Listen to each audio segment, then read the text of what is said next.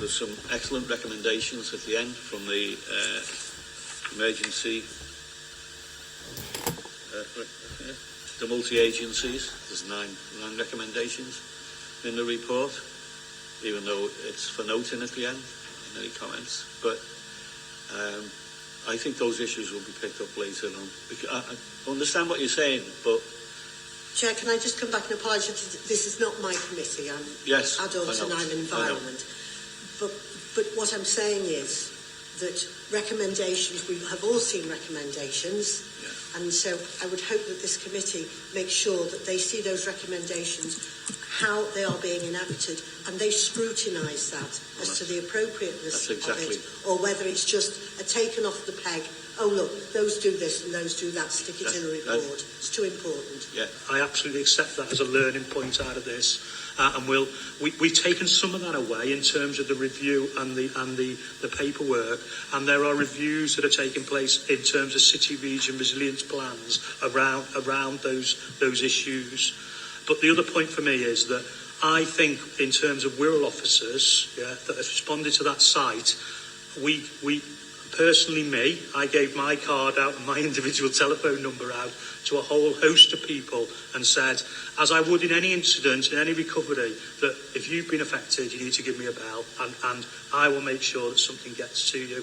One of the things that's concerning me as we have this conversation is that these recommendations that you rightly refer to were 18 months or 27 months ago. That's when they were recommended in those debrief reports on both phases, and what I'm not really hearing is what changes have been made as a result of the council's own recommendations.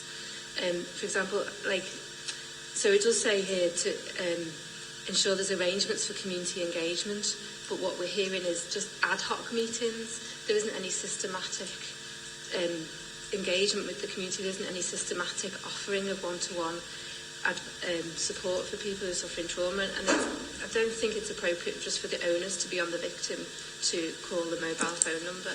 And also you didn't actually address the point for particularly vulnerable victims who struggle with English. The question was raised about translation interpretation support, and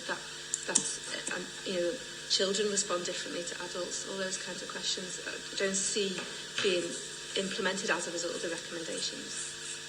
I wasn't aware until the meeting with Councillor Bird and those half a dozen or so residents there that actually there were people who still weren't engaged, and I came back and fed that information back into the system.